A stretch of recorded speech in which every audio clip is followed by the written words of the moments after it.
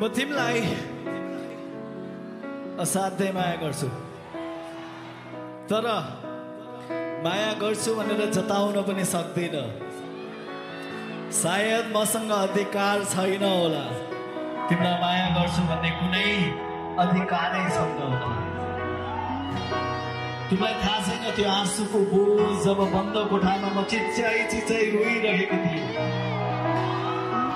तिमीलाई कहिले ख्याल पनि पाउँदैनौ कि म एक्लो हुँदाखेरि कति सम्झिन्थेँ भनेर।